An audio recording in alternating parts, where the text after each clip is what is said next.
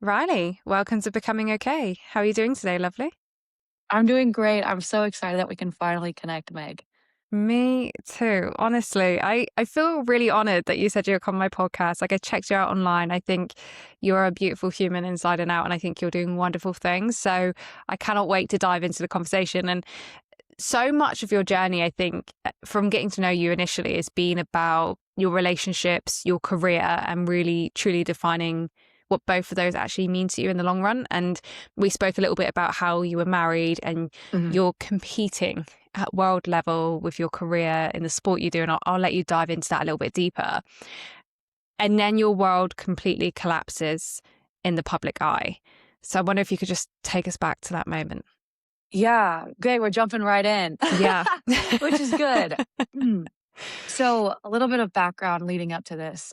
hmm I was a devout Christian, gave my life back to Christ in college in 2017, 2016, and didn't look back from there. And sports was my life, but also the military and being the best version of myself and just continuing to push and find avenues and ways to be successful and ways to do things that I loved. And I was a Division I softball player. I transitioned to the sport of bobsledding, which was a total God thing. Like, people are like softball, bobsled. I don't understand. Winter Olympics are going on, and I don't expect anyone to understand, but it was the most incredible journey of my life. And honestly, I was at like a pinnacle of what I thought. Like, I am up here, like life is going good. I was married to another Marine at the time. I was competing. I made my first world championship team. I was going to world championships as on the national team. I was top 3 in the United States. Like, life Wow. was incredible. hmm And not that you get cocky or, you're waiting for something, because I think sometimes people are just like, "Oh, I'm waiting for life to get bad," but hmm I don't think I was prepared for what was gonna happen next, and that was essentially just complete and utter heart-shattering heartbreak, and to go from being at the top and feeling invincible and being like, "I have everything, I'm the most lucky, blessed person in the world," to, "How am I gonna get out of bed every day? Like, who am I? And how am I gonna make it through even just like this day?" Was difficult. So, long story really short, I found out my husband had been unfaithful, to me, and it was right before Christmas, right before the holiday, and 2, 3 weeks prior to my first world championship. So, you talk about timing and when Mm, things happen, and I just remember, um, when bad news happens to anyone, I think there's this moment in time where you're just still. And you're just trying to process, like, is this actually happening? Like, is this actually real? Is the things that I'm seeing true? Like, that truly they can't be, right? And unfortunately, I just went into like military mode, being a Marine myself, and was just like, all right, like, next thing, we just gotta keep going. We gotta keep moving. And I really ignored my feelings for the initial time until I just broke. And I remember falling onto my knees and just hysterically crying, and just felt like everything just shattered. Like, literally, like, you took a picture on the floor and it just dropped and just everything just shattered all around you. And you don't know what to do, and you don't know how you're gonna make it or cope, and you're numb, but at the same time, you feel everything so intensely, and this image that you have of yourself and your life is gone. And it wasn't until someone said to me, they're like, "Riley, you're in mourning. Like, you are mourning a loss of a life that you thought that you were gonna have or that you did have, and your identity when you are rooted to a partner and you become one, you take their last name, right? You start a family, you build a household, you have all these things built up, and then it's over. And I think everyone has gone through, to some capacity, a really hard relationship breakup, but even so, more so when you're married. And then, oh, by the way, add on to it, you're trying to compete for Team USA, you're trying to go to world championships, and all of a sudden, how much do you let people in? How much are you mm, letting people know that you're struggling? Because you're supposed to be the strong, tough Marine. You're supposed to be this Team USA athlete that just like keeps going. And I definitely struggled uh, inwardly, and I did not tell people how bad it really was for a while, until I noticed that I wasn't sleeping, I wasn't eating, I was just all over the place. And it was time that I had to do something about it. We spoke a little bit because, like, I've seen this many a time with people that are in the military, is you get into this headspace or this mindset that you have to put your team first Mhm. all of the time. And so you end up compartmentalizing a lot of your own emotions. Do you think that doing that saved you during that time? Or do you Yeah. think it actually made things worse for you in the long run? I'm gonna go both, actually, Hmm. because initially, being able to focus on something else and think of the Yeah. military and think of the team gave me something else to think about.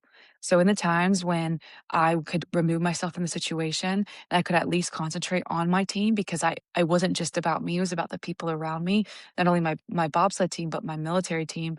I had to be focused and sharp for them. I owed that to them. Now, hard part with anything is like any vice or anything like this. When you allow yourself to do that, you're also delaying your healing process. So that's why I say both. It's very strange. And I still don't have it figured out. I don't think I handled it perfectly by any means. And I look back and there's things I would have done differently.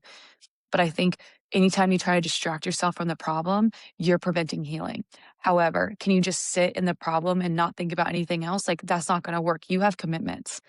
Right? And not only as an athlete, but as a military member, like you have commitments to those people. So you don't have time to just sit and sulk in your problem and try to heal. But it's a very delicate mix. How much are you able to compartmentalize to make like the team and everyone successful while also being real and honest when you need to be and having that personal space and time to make sure that you're properly healing so then you can continue to give back to the team. So it's like this weird almost like infinity circle where you're just like kind of on a racetrack and you're like, okay, I have to take care of this to be able to take care of them. I have to see myself to be okay, to be able to give and pour energy into them. But you spend any time in the other, too much time in one than the other, I think it's going to be detrimental regardless. This is a big question. I wonder how much your faith plays a part in forgiveness and healing. And I'm going to Yeah. tell you like a long story short. So, I've been with someone that was unfaithful, and I remember having a lengthy conversation with a friend who shared a story with me how they were in a relationship and this person was unfaithful to them for many years. And it was this huge thing that came out. She's moved on, she's in a healthy, loving relationship. And I remember asking her, like, how did you ever trust anyone again? Like, Mm, how can you physically like think that someone you believe would never do that to you did what feels so unimaginable and so unbearable, and it breaks you. And then mhm. you think, how am I ever going to move on and have a healthy relationship? And she had said to me that when you meet that person, you just know. You just have this Yeah. feeling. You can't explain it. There's lots of people that go through the motions of things like therapy or couples counseling or things that they can do to help heal them. But for her, she was like, you just meet someone and you just know that this person isn't going to hurt you. And it wasn't until I met my current partner that I was like, "Ah, like, I get that. Like, I totally get that." But at the time, those two things didn't meet up. So I wonder for yourself, like, what helped you? Because I know you're in a very happy and healthy relationship now. So what helped you not bring the past into your present and your future? But also, do you think your faith has a part to play in that? Because I know Christianity is all about forgiveness, really, isn't it? And healing. Yeah. Well, I'm not a super emotional person, but my eyes just teared up a little bit thinking Oh, about my partner and my husband, mm, Danny. And I think we all have those people. And they give us, not getting emotional, but like they give us hope again and mhm, they heal us in a way that we never imagined was possible. And yeah. my husband is the most incredible man I've ever met in my entire life. I didn't think men like him even existed in the quality. Um, and I see where I am now because I'm looking at the version of me that thought that men were just disgusting human beings for a Mhm, while. I'll be honest with you, I had that initially happen, and like I said, I was on cloud 9, I was very involved in the church, my life was great, and I got really mad at God. I got really mad at him. I had conversations where I said, "You know, I can't even pick up my Bible. I don't wanna go to church. I don't understand how you could do this." I met with my pastors. We my ex-husband and I sat in a room with a pastor and just try to communicate and talk and be open. And I knew that that was helpful, but at the same time, I just didn't feel that there was a way to move forward in our relationship. And there was a time when I just thought, all men will mess up at some point. I don't know how anyone could possibly ever be faithful. It almost made me just jump into a category automatically where I just thought, how can any one person ever be fully faithful? And then you just, because you were looking for that, you found it. Then you start seeing online, you start seeing people that split up and divorce and celebrities and, all this kind of thing. So I think you find what you're looking for. And I say that quite frequently. And it wasn't until I like finally let those like initial couple months go by, like the anger, and I started talking to God again. I started reading my Bible again, and I realized the concept of forgiveness. And the Lord made it very clear in my heart, Riley, I have forgiven you of some things that you have done. You are not perfect, my child.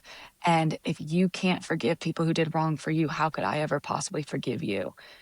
And that is what hit me, was not comparison. And that's the hard thing about Christianity and sin, is people are like, okay, well, murder's definitely worse than telling a lie.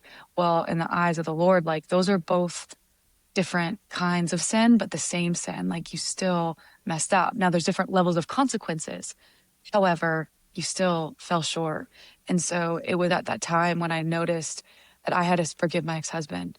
And that was tough. And it took about 2 years.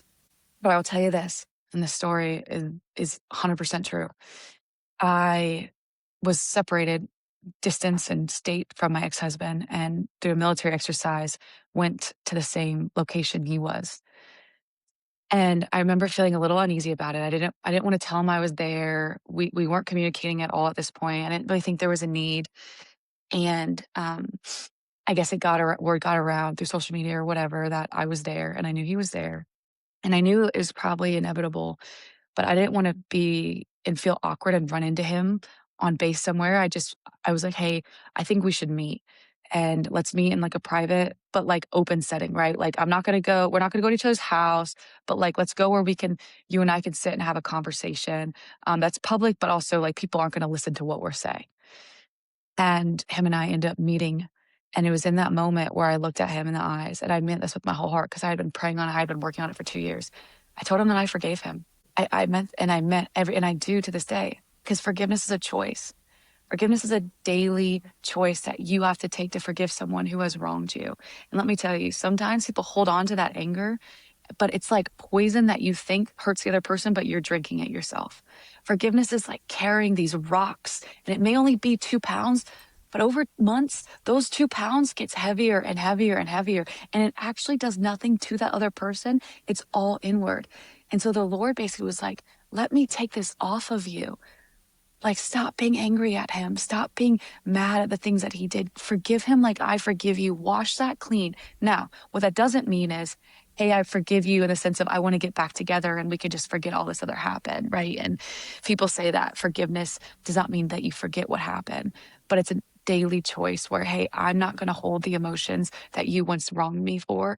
I'm allowing us to have an open space where our relationship will never be the same, but there's still love, and love, not like I'm in love with you, but I love you as a person, that I respect you enough that I forgive you. And it was in that moment that I truly felt like all these chains just broke, and I just felt light as a feather. Hmm. It was the most incredible experience that happened to me, and I looked at him and I was just like, I hope, and I meant that. I'm like, I hope that you continue to work on yourself. I'm going to continue to work on myself. I truly wish nothing but the best for you and going forward in your life. No ill harm. I had nothing bad to say about you. I just, I can't be with you and you can't be with me. But let's go out and be better people and allow this to make us into better people. And to this Mhm. day, I have nothing bad that I want to say about him. And people are like, is that toxic? Is that, no, it's complete forgiveness of my heart. And that allowed me then, what I didn't realize was months later, I would meet my husband, Danny, now. And I would meet him, and I was in a place where I wasn't holding on to that. And so initially, I had these conversations with him. I had this really rough relationship. Here's some of the things that had happened to me. Here's some of the things that are a little bit triggering to me. And I was very open with it, like, hey, who you follow on social media, Like, are you following bikini models? Are you, you know, like, are you following like these girls that are in clothing and stuff, right? Like, are you texting exes or other women, you know? And I've just made it clear, like, hey, these things would bother maybe anyone, but they're especially going to bother and trigger me. And it was at that moment that we're able to like just converse as partners, where he was Mm. like, okay, I understand this is what it meant. I understand that some of the things that you felt, um, you won't hold against me because I'm not him. However, I understand that you need a certain level of communication. Now, I don't think we're going to do this our whole relationship, but as we start, like, let me show you that I'm willing to meet you halfway. And that started with, hey, like, my phone password, you have my password. I have your password. N and that in of itself, you think that I would have gone through it. I didn't feel like I had to because he shared that with me. Yeah. It's like, "I trust you enough, here it is. Hey, by the way, I just wanna let you know, I had a conversation with so and so. Her and I went on a date like 10 years ago. It wasn't anything crazy, but she lives in my hometown and she ran into my mom or, you know, whatever. I just wanna let you know that there was a conversation, a couple of text messages back and forth." And I was like, "Oh my gosh, I didn't even ask for this. Like, I don't need," and I told him, I'm like, "Actually, I don't need you to tell me these things because I trust you. Mm. And you listened to what I said and you made it better." But then there's times when I would get triggered by something that he did and I would get really emotional. And he made it very clear to me. He's like, "I am not your ex-husband. Riley, I did not do this to you. Like, I don't think it's fair for you to jump to this conclusion." And I said, wow. And it took a lot of just calmness and stillness and honest, straightforward communication, which I think honestly is the key to all successful relationships. But communication amongst adults is hard. It's hard to completely open yourself up and allow someone trust. But I mean, I tell you, I never, since my husband and I have been married and been together, I've never questioned him. I've never thought, you know, oh, he's capable of doing that, and the argument could be, "Well, you never thought so and so was capable," and I agree with that, but the way I see it and my faith and everything is, if I'm not willing to love and trust someone ever again, how can I experience that ultimate pinnacle, top level relationship that I'm looking for? And it's worth the risk, and that's why I say Mm. it's worth the risk. Loving this man with everything that I have and every ounce of my being is worth the risk. If he does something very similar and opens and shatters me, honestly, I'd say it now, but it was worth it because the amount of love and what I'm experiencing, I'm like, I'm not willing to hold anything back because we are at the most incredible level of relationship where him and I are just like united into one flesh under the Lord. And I believe that wholeheartedly. So to answer your question and wrap it up, yes, my Christian faith 100% aided in forgiveness. I don't know how anyone personally gets through hard things without a faith-based background because how do you really find that true level of forgiveness? I don't know. But I hope that anyone that has been in a similar situation, which I know a lot of people have, are able to get to that place. And for some, it takes longer. But man, it's really freeing, and the opportunities that are available after are far better than you could possibly ever imagine. You know what? I think forgiveness, similar situation to what you've been through, like you said, so many people have been there, which is so sad to think about that it's not uncommon that people are unfaithful. But forgiveness is so sacred for yourself to move on. Like I always imagine it like if I hold any anger or resentment or sadness towards a past relationship, I'm still slightly invested in that relationship. My Mhm. emotions are still tied to this person somehow. I need to cut the cord. Like I need to cut the cord. And forgiveness is the best way to have a clean cut, brand new slate and move on. And I know that's really hard for a lot of people to come to terms with. And I think forgiveness looks different throughout different relationships. It's not a one size fits all. But for me, if I held even an ounce of anger towards this person, they were still playing a part in my life and how I see people moving forward. And it would tarnish my view and tarnish my lens of the next person and the next person. And like you say, the only detriment it's doing is to you. Because Mhm. I tell you now, like that person needs to heal and learn and move on with their own journey, but they're likely moving on whether they're thinking about you or not. And so the only person that's still suffering is you for holding on to it. And so I think whenever anyone can come to a point in their lives and they're like, look, I can make peace that this happened.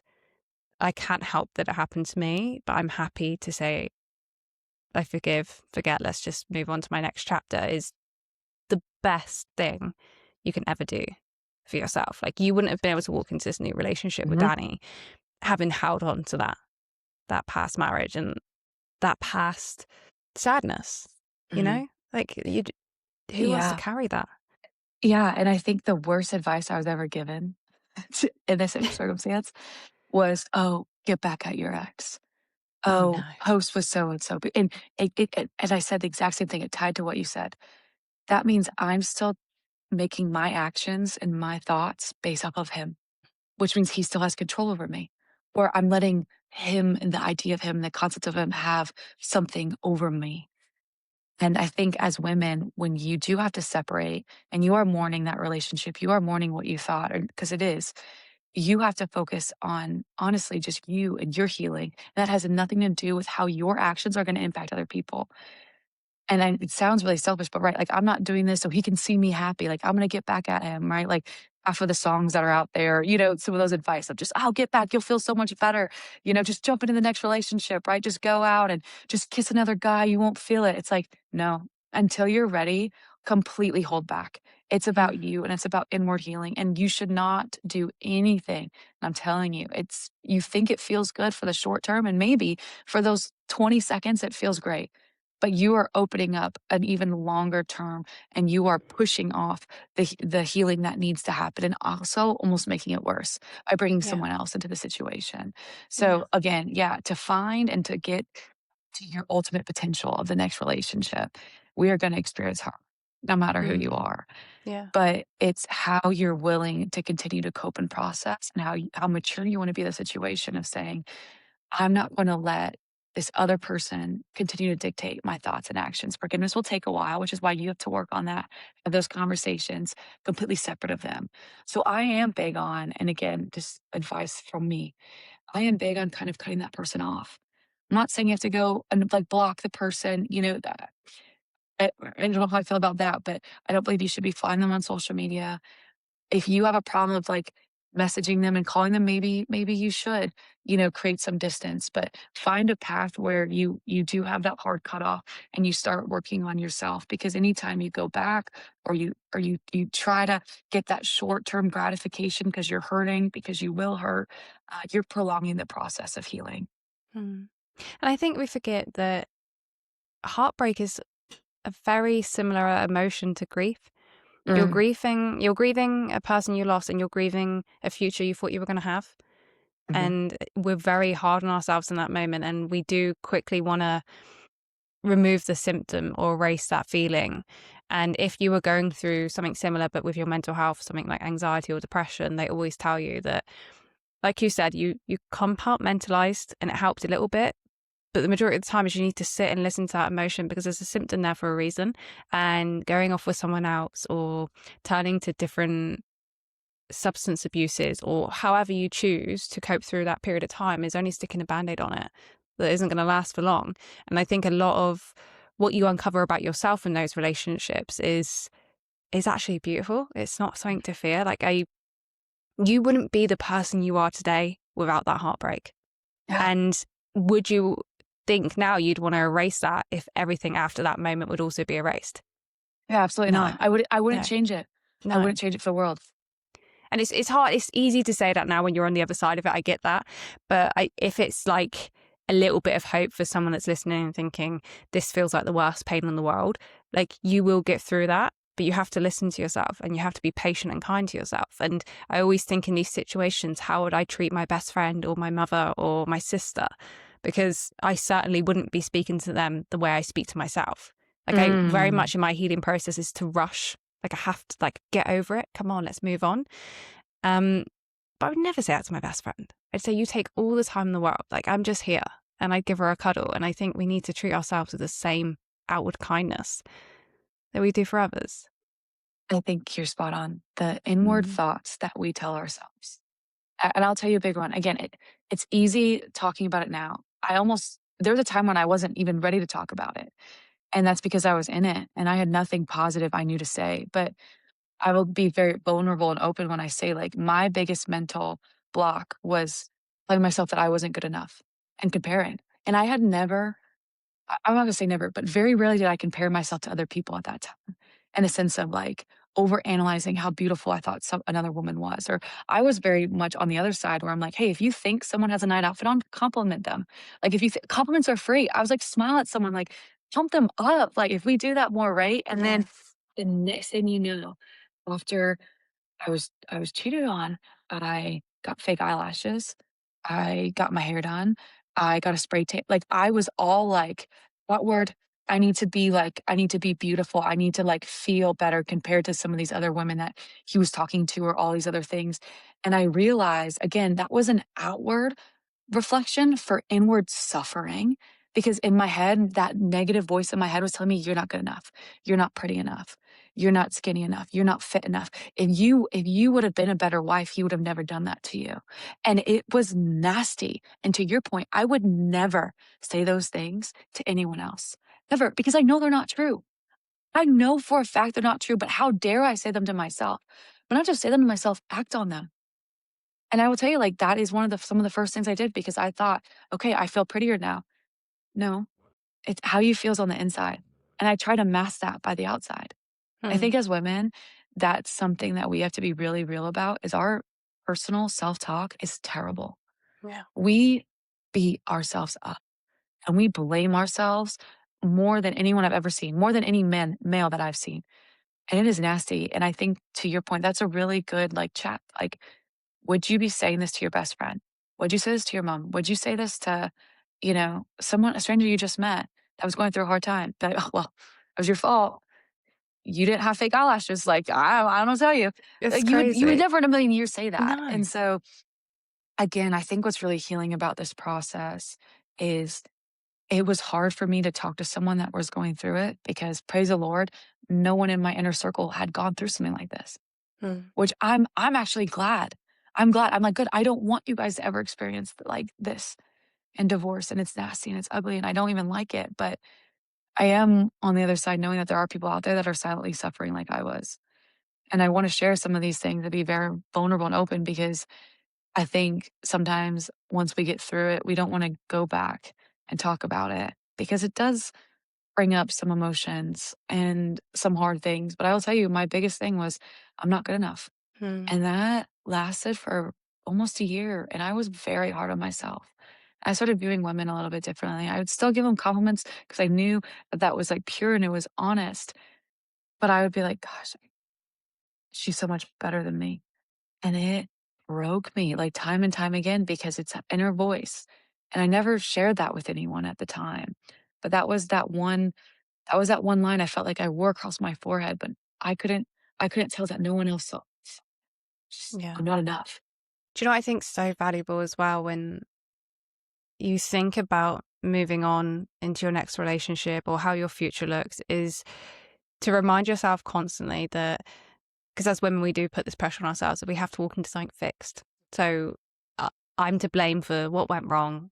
I'm clearly a failure in someone's sense of the world, so I have to fix myself. I have to learn from everything they've given me. Their feedback is I wasn't good enough, so I now have to fix myself before I move to the next thing. And I think the best way to flip that is to remind yourself consistently that we are going through different chapters and seasons of our lives all of the time. You can never be fixed. Mm, You cannot. It's so unrealistic. Do you know what I mean? It's mhm, out of everyone's control. That there is no way in this world that I can walk away from a relationship that didn't work, think I've taken the steps to perfect myself, and that I will be okay moving forward.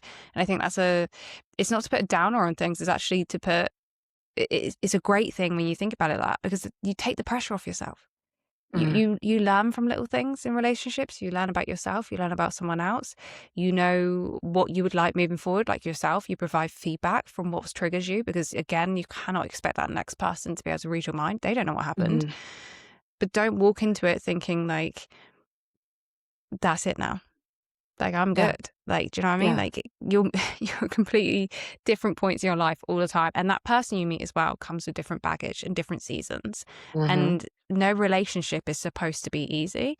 But you meet someone and you're like, right, this person's worth fighting with mhm, than feeling like I'm on my own in this walk. mhm. Yeah, and I think you brought up a spot on point. You're never always going to be okay. You're never going to be like, oh, I'm good Mm, now. Life's great. I don't have to worry about this or that. What I realized is, if anything, it's just accepting someone to come in your life that you don't have to fight these battles alone with. And mm, that's what true partnership looks like. And yeah, like since my husband Danny and I have gotten together, like life has not been all sunshine and rainbows. And there has been times where it's not just, I mean, not much so much previous relationship, but life and loss and death and good things and bad things. And you're allowing yourself to open yourself up to your partner and saying, you know what? I don't need to fight this on my own. I now have a partner. I have someone that walks in stride with me. And it's that actually openness that allows you to feel like you're not by yourself. And that's what's so incredible, and that's what's so beautiful about relationships. We're not meant to do life alone, and I say that at my church, and I say that all the time. We are not meant as humans to do life alone. COVID was one of the worst things I believe that happened because it isolated everybody, and in isolation is when we go negative and things start to get bad, and we're in our head and all these things. We're meant to be in community with people and in loving and encouragement, and what a healthy relationship looks like is, "Hey, babe, you know what? I'm not okay. Like, this just happened.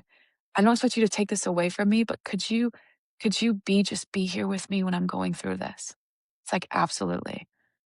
And you have this freedom of communication and thoughts. And to your point, as much as I try, men can never read your mind.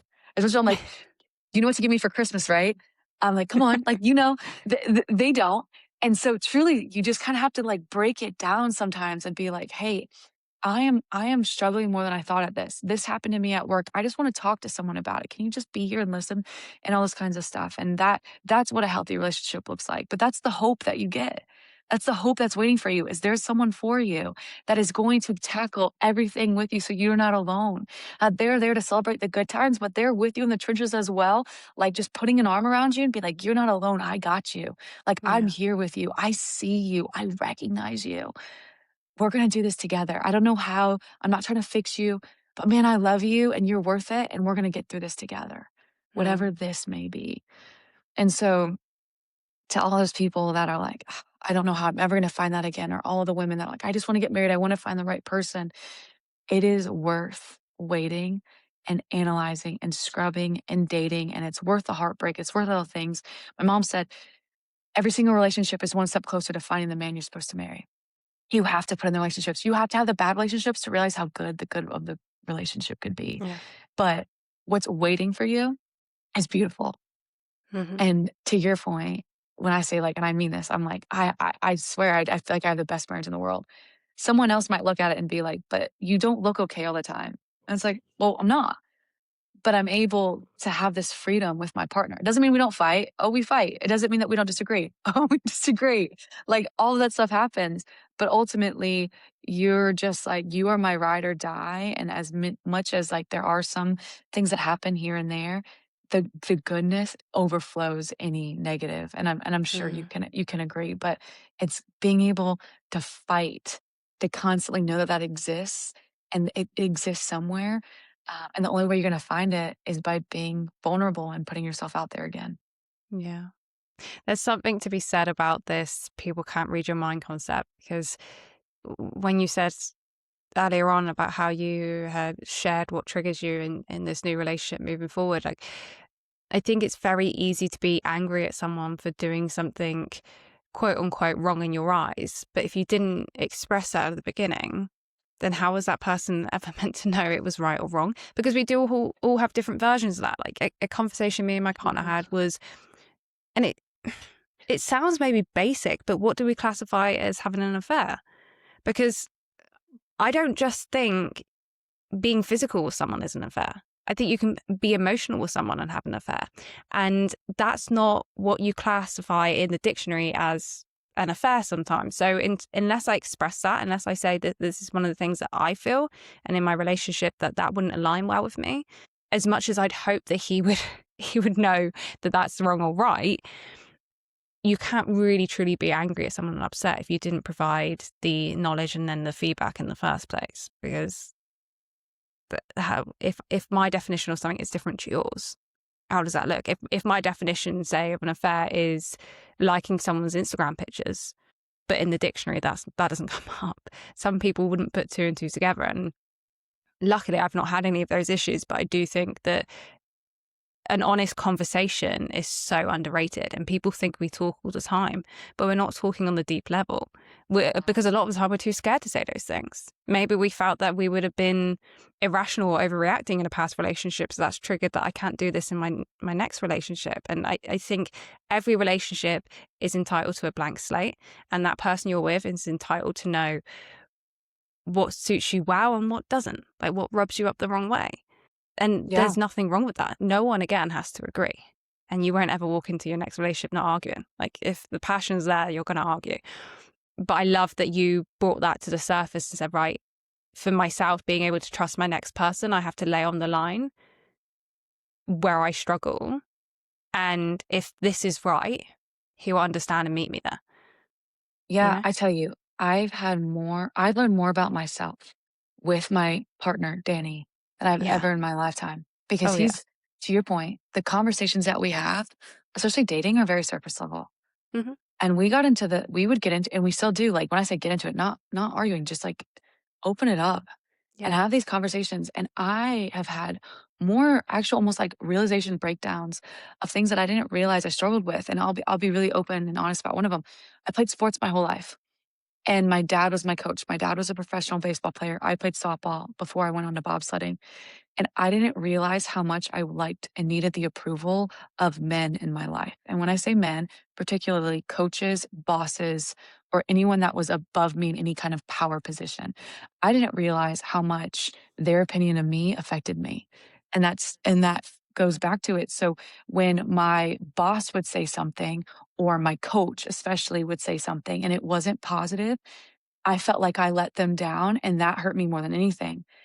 And my husband had to, like, have this real conversation with me. He's like, "Riley, like, you've allowed these people in sports to be your idol. Like, you at times had let your definition of yourself as a whole was directly determined on your athletic performance based off of what someone had said to you based off of how you performed, that you cared about." And at first I was like, "No, I don't." Right? I'm like, No, like, like, and that's where also, where are you the most defensive when your partner brings something up is something normally that you're actually needing to get real Yeah. with, when you're Yeah. instantly defensive. And I was like, I don't care about what my boss says, like blah, blah, blah. And I didn't realize how much it affected me when I would get a critique or a remark, or goodness forbid, I crashed and my coach was like, we have nothing to say to you right now, Riley. Like, you really dropped the ball on that one. And it crushed me. But then I realized I needed that. I thought I needed that from my partner. And I was like, "Hey, babe, like, how do I look?" Like, and I Mm. would almost like not overcome with search, but again, he was then in that position where I'm like, "Your opinion of me means more than anyone else's opinion." And he was like, "It shouldn't be the case. Like, my opinion matters. Like, you love me, but Riley, like, I think there's something else here." And I like wept and I like cried a little bit about it. I was like, "You're so right." Like, I allowed my coaches and my bosses and all this opinion of me really dictate and drive how I viewed myself. And or it held so much more weight than what it should over someone's opinion that can change every 5 seconds. And so I really had to, like, let go and heal, but it was him that pointed that out to me. Um, and it's him that, and vice versa, that, like, I'll bring some stuff up. "Hey, like, I've noticed when this happens, this is sometimes, like, your first response. Like, let's talk about it. Like, where is that coming from?" And you just don't realize, like, wow, my background in the military, the way I grew up and was raised, the way my parents did this.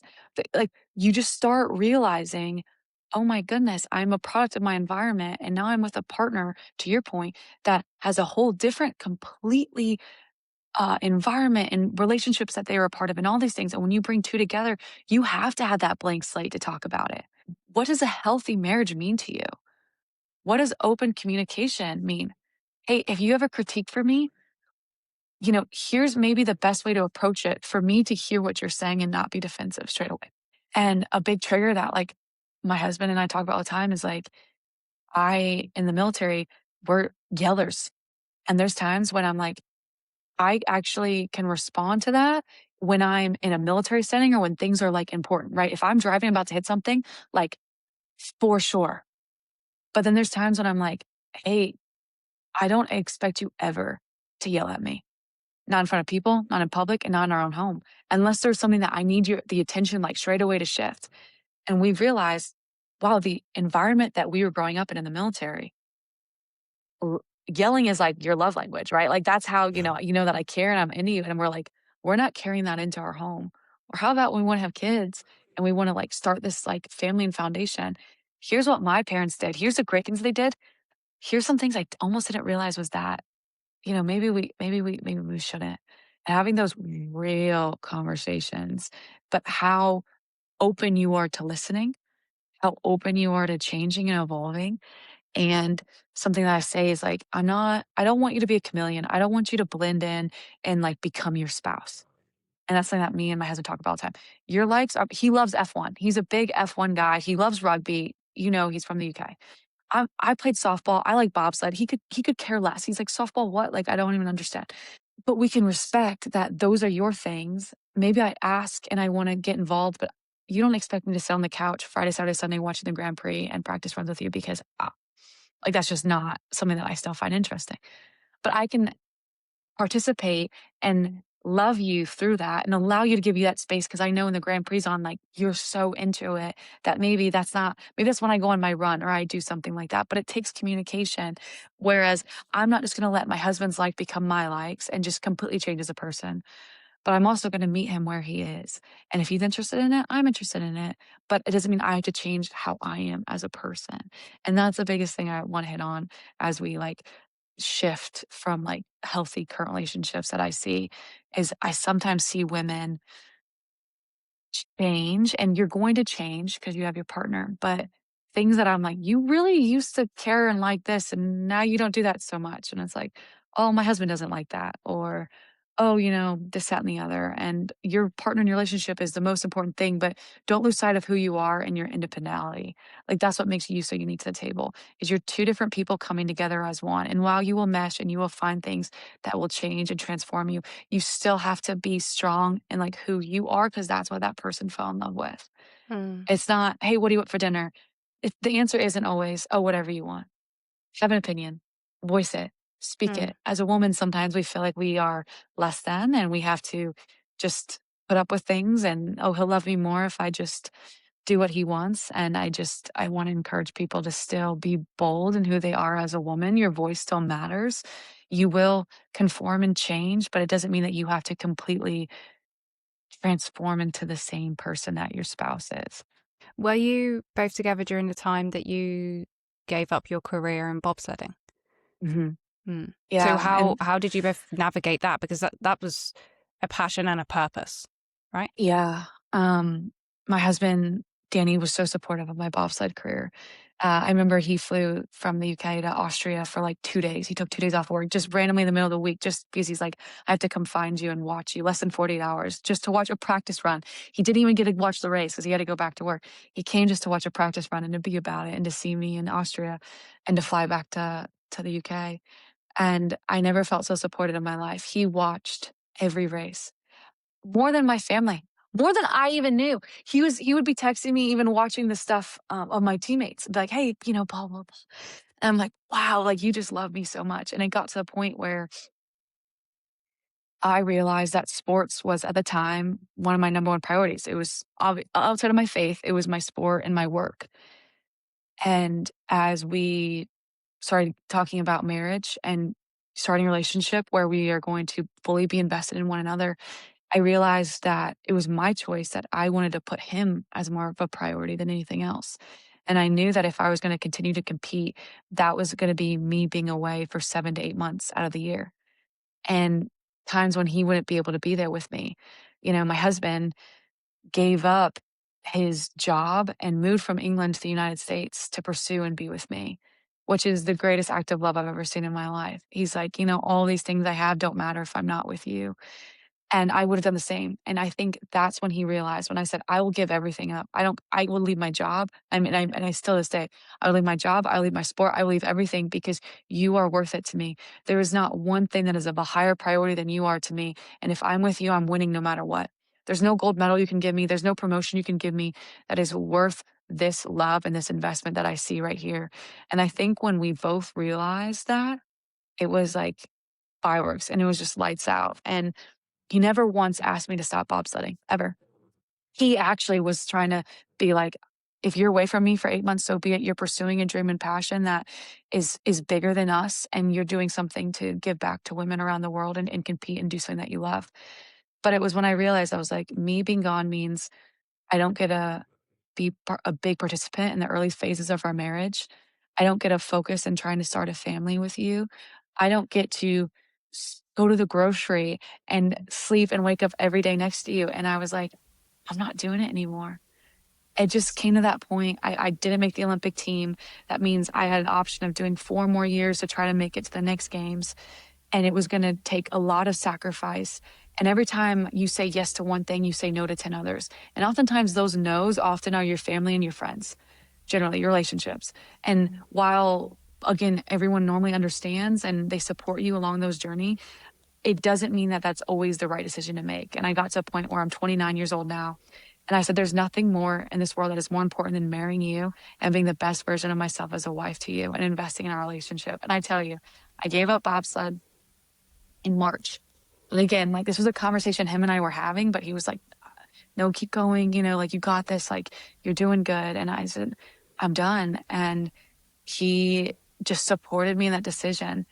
And I tell you what, I didn't realize, like, I'll just be walking in the grocery store looking at him with the biggest smile on my face. And he's like, what? He's like, what? You see the ice cream or something? And I'm like, no, I love doing the little things in life with you.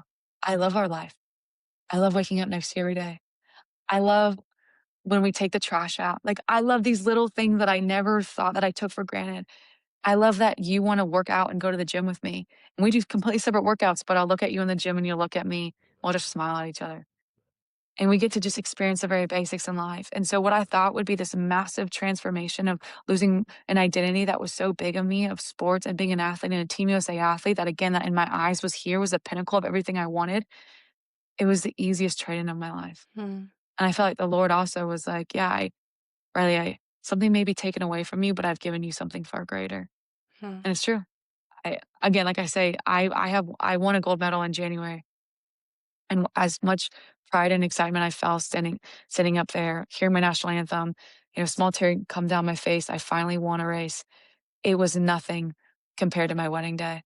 It was nothing compared to even just these days that I have just thinking about my husband and talking about him and sharing what we have. And so I don't felt like I lost anything. I felt like I just changed the chapter of a book, and I felt like that decision was my own and I had support of it. But my spouse was right there when I sometimes do complain. I'm watching the Olympics. I'm like, gosh, I wish. And he's like, I know, babe. I know. And then I'm okay. Did you ever worry like it was too good to be true? I do wonder when you see women that love the bad boy and they Mm, find the good guy boring. I wonder if mm. it's like a barrier or a fear of being like, this is too good to be true. It's going to break me. Choosing the bad boy, at least I know what to expect. It's not going to come out of the blue. Yeah, I'll tell you, before I met Danny, there was times when I would purposefully date guys that I knew there was something wrong with them because I already knew something was wrong with them, that I would never end up with them. And I would do it. I would be like, "Yeah, we're Mm. just dating. We're just having fun. We're going on dates and, we're whatever. Yeah, maybe he's my boyfriend, but, like, it's never serious," because I knew that he wasn't marriage material, so I put myself in it because to that point, I was like, "Well, he can't hurt me. I know that we're not gonna be together, but somehow I'm together because I wanna say I have a boyfriend and I wanna feel like whatever." 100%. There wasn't ever a time like, when I met Danny, and I'll be honest, within that month, I called my best friend, I called my parents, and I was like, "I'm gonna marry this man," and they're like, "Chill out." I'm like, "No." I was like, "No, I'm gonna marry this man." I was like, I can't describe it. Like, this is my person, and I will do anything to find it, and I will give anything for him." And that's what I mean. Like, I was like, "I will leave my country, I leave my job, I leave my sport, I will give up everything and pursue this man." Like, I was so confident, and that truly there was never a time when someone was like, "Hey, like, maybe, like, slow down, rush." Now, I didn't mean I did that within the month, but I was like, "No, this is where I'm at, and if I get hurt and it's not what I thought, then I was wrong. But I rather be wrong with the likelihood of potentially being right." Mm. Because if I'm right, and I look at him now, and I look at where me and Danny were when we met, and all of these things on paper that we should have never been together. And then I look at us now, and I'm like, man, what's for you cannot be stopped. When this is supposed to happen, it's supposed to happen. So, no, I would say there's times when I knew that I wasn't ready. So I purposely would get in relationships with people that I knew were bad boys or there was something wrong with them. 'Cause it was easy for me. I was like, "Well, I'm in control." I knew that, like, even if he broke up with me or he cheated on me or whatever, I was like, "Well, I was never really that serious about you." Mm, Right? Like, yeah, I may have fell in love with you, but I never wanna have kids with you. I never mm, really wanted to marry you. Um, but with Danny, I was like, "Here's my cards," and, like, I went like a poker. It's like, "I'm all in, and if I'm wrong, I'm wrong, and I'm okay with being wrong, and that's gonna take me a very long time to heal from, but I rather go all in and looking what I have now, I still to this day, I'm like, "There's no way it should have worked out." Of where mm. we were and the distance and the jobs and the backgrounds that we grew up in and cultural differences and all these things and immigration and all this stuff, but the Lord found a way and we were together and we're unstoppable. I love it. Your story makes me want to watch The Notebook tonight. Oh my Yes. gosh. I have to ask you final question, how lovely. Is there anything we can leave the audience with today? Is there a self-help book or a piece of advice Mhm. or a tool that is thinking back to your mental health journey? You know, I know this conversation has been a lot about your relationships, but that makes up a huge part of who you are. Is there anything that during those difficult times that helped you see that there was light at the end of the tunnel? My biggest mental health piece of advice, it's not a one size fits all. And Hmm. we all, as humans, go through different means of depression and anxiety and self-confidence and destruction of who we are, and you can't mirror your process to someone else's, so let me tell you that first. Comparison is a thief of joy. Do not compare your circumstances to someone else. It worked for them, but it's not working for me. I can only speak to me and what helped me. I can't promise this is gonna work for everyone, but honestly, it was my Christian faith. It was diving into the Bible. It was being very real, vulnerable, and open, having a faith that there's something bigger than me, and having those conversations with the Lord. Even when I told you I was like, "I'm mad at you, but I'm conversing with you and I'm having these conversations." Finding women's groups within the church that I felt like were very supportive and helpful. Even one of them was a grief session, not just a loss of a human, but a loss of identity and relationship. Um, but recognizing that it's a journey and that sometimes that journey also means that you need to sit with yourself. So a journal. A journal was my best thing that I had.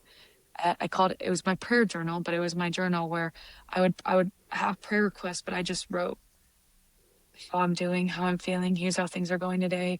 And it was just time with myself where I was reflecting and I was healing and I was honest. Sometimes through your journey, it's hard to even tell your mom or your best friend what you're going through because you don't know how. And you don't know how people are going to receive it. And honestly, sometimes you don't even know how to communicate yourself. Like, I'm just in a dark place. I can't get out of bed. I don't know how to describe it. Write it down. And it's so healing of just feeling like you can get it out to some capacity. So, journaling and spending that time just yourself in that journal. Two, spending time in the Word and the Bible and finding the Lord and having those conversations. And then three, not isolating yourself and finding community, whether that is groups, whether that is being around your friends or being vulnerable and open. I think you need to inwardly heal. I think you need to have something bigger than yourself that you're communicating with. And you need to open up to the people in your tribe, your inner circle of people that you trust. And when you Mm. can do those three things, and however that looks, in your own heart, outwardly with a faith, and to people around you, I think that'll bring the most healing to anyone. You said that so beautifully. I've honestly loved every minute with you today. The friendship we've built over the last couple of months has been lovely, and I'm so excited to see what's next for you. I'm gonna share your Instagram below because I think you are part of the working cog of people online that are trying to make social media a safer space. I love seeing your content, and again, I'm just thankful for your time today. Lovely. Thank you. That's the goal. That's the Hmm. goal. It's just if we can impact one person every day, smile, compliment, anything, it's free.